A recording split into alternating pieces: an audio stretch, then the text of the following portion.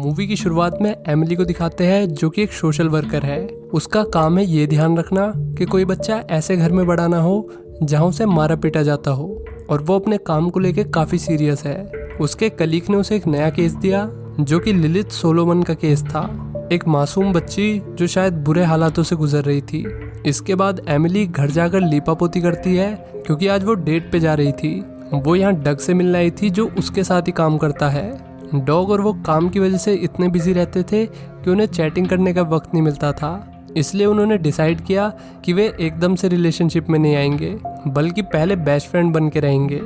रात में Emily case 39 को देखने लगी जो कि लिलिथ सोलोमन का केस ही था।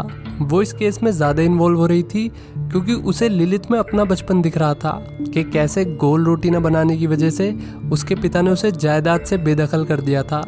एमिली को लग रहा था कि इस केस में कुछ तो है जो मुझे दिख नहीं रहा, इसलिए वो डायरेक्ट लिलिथ के घर चली गई जहां लिलिथ की माँ ने उसका स्वागत किया और फिर फैमिली के तीनों सदस्य इकट्ठे हुए।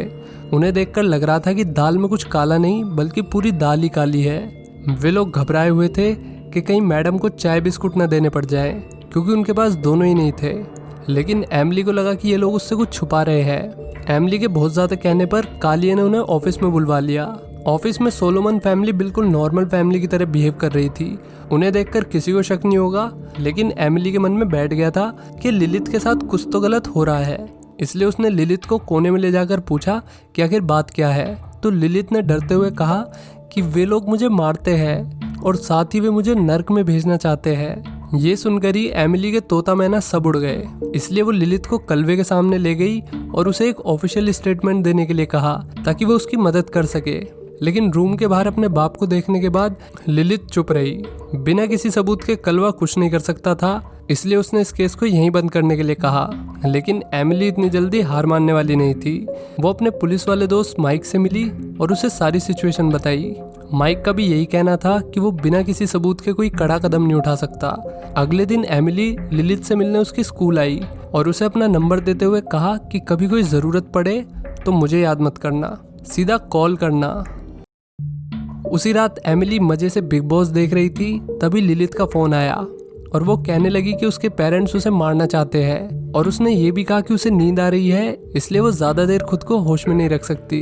ये सुनते ही एमिली बाहर भागी और गाड़ी में बैठकर सोलोमन के घर की तरफ जाने लगी। रास्ते में उसने माइक को भी फोन किया और उसे भी वहां पहुंचने के लिए कहा। इधर लिलिथ का बाप उसे उठाकर माइक्रोवेव में पटकने लगा। वे लोग उसे जिंदा जलाने वाले थे। पहले तो लिलिथ बाहर आ गई, लेकिन उन्होंने फिर से उसे अंदर डाल दिया और इस बार माइक्रोवेव को अच्छे से लॉक कर दिया। वो तो शुक्र है कि एमिली और माइक टाइम पर आ गए और लिलिथ की चीख सुनकर वे लोग डायरेक्ट अंदर घुस गए। उन्होंने एमिली को बाहर निकाला और माइक बाप से लड़ने लगा। दूसरी तरफ माताजी चाकू उठाकर लिलिथ की तरफ बढ़ रही थी, लेकिन माइक ने उन्हें सही वक्त पर रोक लिया। इसके बाद कोर्ट में इस केस की सुनवाई हुई और जज साहब ने दोनों पेरेंट्स को पागल खाने में भिजवा दिया और साथ ही साथ लिलिथ को अनाथालय भेजने का आदेश दिया। लेकिन लिलिथ अनाथालय में रहना नहीं चाहती थी। उसे तो एमिली के साथ रहना था क्योंकि एमिली सच में उसकी चिंता करती थी।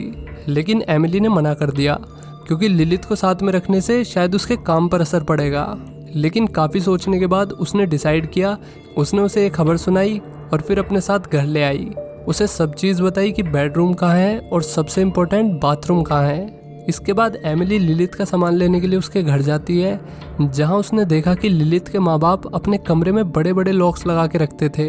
एमिली यही सोच रही थी कि आखिर उन्हें ऐसे लॉक्स लगाने की क्या ज़रूरत पड़ गई। इसके बाद एमिली लिलिथ को ग्रुप थेरेपी सेशन के लिए ले जाती है, जहां उसके जैसे और भी बच्चे थे।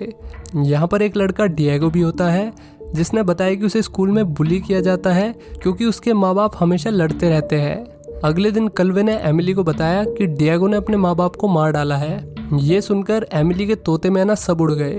वो फटाफट लोकेशन पर पहुंची और उसने देखा कि वहाँ चारों तरफ खून के धब्बे फैले हुए हैं। वहाँ उसे पुलिस वाला माइक भी मिला, जिसका कहना था कि डिएगो ने काफ़ी अजीब बर्ताव किया जब वो यहाँ पर आए। डिएगो दीवारों पर चल रहा था और अजीब सी आवाज़ें निकाल रहा था।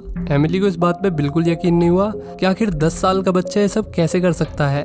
वो इस सब से बेहद शौक में थी। वो तो शुक्र है कि ऐसे बुरे वक्त में डॉग उसके साथ है, आई मीन डग। इसके बाद वो घर आई जहाँ लिलिथ उसकी पुरानी फ़ोटो देख रही थी। फ़ोटो को देखकर एमिली ने बताया कि उसकी मॉम एक कार एक्सीडेंट में मर गई थी। अगले दिन माइक और एमिली मिलते हैं, जहां माइक ने उसे बताया कि मर्डर वाली रात डिएगो के पास एक फ़ोन आया था, वो भी तुम्हारे घर से। एमिली ने मम्मी कसम खाते हुए कहा कि मैंने उस रात किसी को फ़ोन नहीं किया। फिर ये दोनों एमिली के घर गए और यहाँ माइक लिलिथ से फ़ोन के बारे में पूछने लगा, लेकिन लिलिथ ने भी एमिली की तरह यही कहा कि उसने किसी को फ़ोन नहीं किया। हालांकि माइक को उसकी बात पे यकीन नहीं हो रहा था, क्योंकि रिकॉर्ड्स के हिसाब से यहाँ से फ़ोन किया गया था, और अगर एमिली ने नहीं किया तो ऑब्वियसली लिलिथ ने किया होगा। इसलिए माइक मान के चल रहा था कि लिलिथ उनसे झूठ बोल रही है। अगले दिन यही बात पूछने के लिए एमिली डिएगो के पास जाती है कि उस रात लिलिथ ने तुम्हें फ़ोन किया था या नहीं, लेकिन डिएगो कुछ बताने से पहले ऐसे करने लगा जैसे उसने एमिली को बिना मेकअप के देख लिया हो। फिर उसे इमरजेंसी में शिफ्ट किया गया। यहाँ एमिली अपने सवाल के साथ दोबारा आ पहुंची। इस बार डिएगो ने बता दिया कि एमिली के घर से फ़ोन आया था, लेकिन फ़ोन पे किसी आदमी की आवाज़ आ रही थी। इसके बाद एमिली अपने ऑफिस में काम करते करते इसी बारे में सोचती रही कि उसके घर से किसी आदमी की आवाज़ कैसे आ सकती है। लिलिथ भी उसके साथ यहीं थी। डग उसे अपने साथ इंटेरोगेशन रूम में ले गया ताकि वो उससे कुछ सवाल पूछ सके। उसका पहला सवाल था कि तुम्हें किस चीज़ से सबसे ज़्यादा डर लगता है। लिलिथ भी किसी चीज़ से नहीं। अरे किसी चीज़ से तो लगता होगा, सिर्फ एमिली को बिना मेकअप के देखने से। ओह वो तो मुझे भी लगता है। आपको सबसे ज़्यादा किस चीज़ से डर लगता है? इस पे डग ने कहा कि उसे मधुमक्खियों से डर लगता है, और फिर लिलिथ अजीब तरीके से बात करने लगी। उसने कहा कि मुझे सिर्फ खुद से डर लगता है। मुझे डर लगता है उन लोगों को नुकसान पहुंचाने से जिन्हें मैं पसंद नहीं करती, और उन लोगों में से एक तुम भी हो। ये सुनकर डॉग की हवा टाइट हो गई। अपनी बात को ख़त्म करते हुए लिलिथ ने कहा कि तुम्हें उससे बच के रहना चाहिए जो तुम्हारे लिए आ रहा है। इस सेशन से डॉग की हालत ख़राब हो गई। उसने एमिली से कहा कि वो इतना तो किसी क्रिमिनल से पूछताछ करते हुए भी नहीं डरा जितना इस लड़की ने डरा दिया। रात में डिनर के वक्त लिलिथ को लेके एमिली का शक बढ़ने लगा। दूसरी तरफ डॉग को दिखाते हैं जिसे एक कॉल रिसीव हुआ। फ़ोन पे अजीब सी आवाज़ आ रही थी, लेकिन कॉल के थोड़ी देर बाद उसके कान में भिन भिन की आवाज़ आने लगी। उसने बाथरूम में जाके अपने कान में स्टिक डाली तो उसमें से एक मधुमक्खी निकली, और फिर धीरे धीरे और भी मक्खियाँ निकलने लगी। उसने उन्हें भगाने की कोशिश की, लेकिन वे उस पर चिपटे जा रही थी। फिर उसने देखा कि उसकी बैग पर मधुमक्खियों की पूरी दुकान लगी हुई है। बड़ी सावधानी से उसने अपनी शर्ट उतारी और फिर वो शावर में डाल दी, लेकिन फिर भी मधुमक्खियाँ आती रही। वे उसके शरीर के अंदर से निकल रही थी, और ऐसे ही करते करते उसकी डेथ हो गई।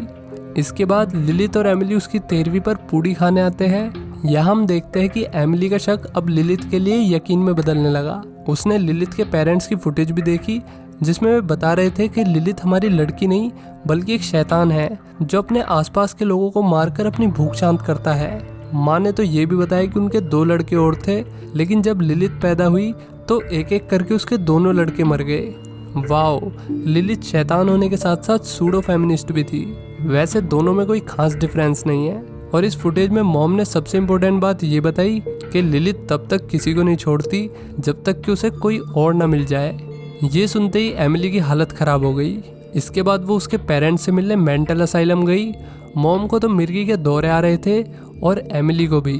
उसे वो चीज़ दिख रही थी जो है भी नहीं। इसके बाद वो डैडी से मिली, जिसने बताया कि लिलिथ एक खतरनाक शैतान है जो अच्छे इंसानों को मारकर जिंदा रहता है। उसने एमिली को वार्न किया कि लिलिथ तुम्हारे खिलाफ तुम्हारे सबसे बड़े डर का इस्तेमाल करेगी। इसके बाद वो लिलिथ की कस्टडी को ट्रांसफ़र करवाने गई, लेकिन वो भी पॉसिबल नहीं थी। फिर वो ग्रुप थेरेपी में गई, जहाँ उसने लिलिथ को एक बच्चे के कान में कुछ कहते हुए देखा। उसने तुरंत लिलिथ को उठाया और वहाँ से ले गई। एमिली ने साफ कर दिया कि अब वो कोई ग्रुप थेरेपी नहीं लेगी। इस बात से लिलिथ को गुस्सा आ गया, और फिर लिफ्ट हिलने लगी। देन लिफ्ट नीचे गिरने लगी, लेकिन ये भी एमिली का वहम था। ये बात उसने माइक को बताई, लेकिन माइक ने उस पर यकीन नहीं किया। फिर वो अपने कमरे को लॉक करने लगी, और उसके ठीक सामने लिलिथ खड़ी थी, जो उसे रात के 12 बजे बड़े अजीब तरीके से घूर रही थी। आजकल ऑफिस में एमिली अपने क्लाइंट से बड़े गुस्से से बात करने लगी। हालांकि वो पहले बहुत प्यार से बात करती थी। उसकी ये हालत देखकर कल्वे ने कहा कि तुम घर चली जाओ, और फिर उसने एमिली को फ़ोन भी दिया। ये लिलिथ का फ़ोन था, जो उससे कह रही थी कि तुमने मुझे घर पे अकेले छोड़ के अच्छा नहीं किया। और अगले ही पल पूरा ऑफिस खाली हो गया। वो फटाफट घर पहुंची और बिना एमिली से बात करे अपने रूम में जाकर रूम को लॉक कर लिया। रात में लिलिथ ज़ोर ज़ोर से उसका दरवाज़ा पीटने लगी। हालांकि दरवाजे के बजने की आवाज़ थोड़ी देर में बंद हो गई। फिर आवाज़ अलमारी से आने लगी। अलमारी में पहले तो कोई नहीं था, लेकिन अचानक वहाँ चुड़ैल आ गई। एमिली उससे बचकर बाहर भागने लगी और चुड़ैल भी उसका पीछा कर रही थी। एमिली को सामने एक बस दिखी और वो उसमें चढ़ गई। बस ड्राइवर सोच रहा था कि इसने कौन सा नशा कर रखा है, क्योंकि वो चुड़ैल ड्राइवर को नहीं दिख रही थी। फिर एमिली अपनी कार तक गई जहाँ लिलित पहले से ही बैठी हुई थी। उसने बड़ी तमीज से कहा कि जिंदा रहना चाहती हो तो मेरे हिसाब से चलो। अगले दिन वो लिलित के बाप से मिलती है। उसने उसे सारी सिचुएशन बताई। लिलित के बाप ने कहा कि तुम्हें लिलित को बेहोश करना होगा। वही वक्त होता है जब वो सबसे ज्यादा कमजोर होती है। एमिली एडवाइस लेकर घर आ गई। घर पे लिलित लगातार अपने माँ बाप की टेप्स देखती रही और कह रही थी कि इन्हें मैंने अपना मुंह खोलने से मना किया था, अब इन्हें सजा भुगतनी पड़ेगी। अगले दिन लिलित की माँ को लगा कि वो एक माइक्रोवेव में है और उसकी जलने से मौत हो गई। दूसरी तरफ उसके बाप ने अचानक दूसरे पेशेंट पर हमला कर दिया और फिर इस अटैक में वो खुद भी मारा गया। ये खबर मिलते ही एमिली माइक के पास गई और उसे सारी बात बताई। इस बार माइक उसकी बात मान गया और फिर माइक और एमिली ने लिलित को मारने का प्लान बनाया।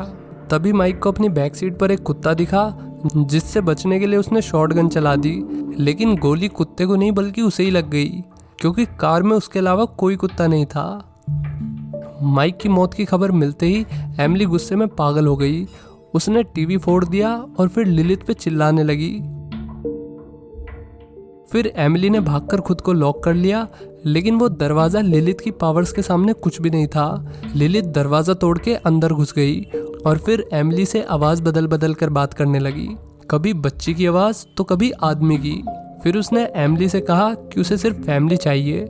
एमिली ने डर में उसकी बात मान ली। फिर उसने लिलित को ग्रीन टी बना के दी, वो भी फुल नींद की गोली मिक्स करके। चाय पीते ही लड़की बेहोश और इधर एमिली ने उसका गेट अच्छे से लॉक कर दिया और फिर पूरे घर में पेट्रोल छिड़क के आग लगा दी। उसने फाइनली चैन की सांस ली, लेकिन लिलित तो उसके सामने खड़ी थी। किसी तरीके से वो बाहर निकल आई थी। उसे देखकर एमिली के तोते मैना सब उड़ गए। फिर पुलिस इन दोनों को एक सेफ शेल्टर की तरफ ले जाने लगी, लेकिन एमिली अब बहुत थक चुकी थी, इसलिए उसने गाड़ी घुमा ली। लिलित ने अपनी शक्तियों का इस्तेमाल करके एमिली को पास्ट दिखाया, जहां एमिली बैक सीट पे बैठी हुई थी और उसकी मॉम पागलों की तरह गाड़ी चला रही थी। लेकिन एमिली कैसे न कैसे करके इन यादों से बाहर आ गई, जिससे लिलित भी एक बार को डर गई। फिर एमिली ने गाड़ी को नदी में घुसा दिया। पानी में जाते ही लिलित का असली चेहरा सामने आ गया। वो एक शैतान थी जिसका पानी में सारा मेकओवर धुल गया। एमिली ने बड़ी मुश्किल से खुद को कार से बाहर निकाला, लेकिन शैतान ने उसका पैर पकड़ लिया। वो तो शुक्र है कि एमिली उससे अपना पैर छुड़ाकर बाहर निकल गई और फिर किनारे से नदी को देखने लगी। इसी पॉइंट पे ये मूवी यहीं ख़त्म हो जाती है। सो कैसी लगी वीडियो कमेंट करके बताओ। वीडियो को लाइक करो और चैनल को सब्सक्राइब। मिलते हैं नेक्स्ट वीडियो में। Till then take care, bye bye.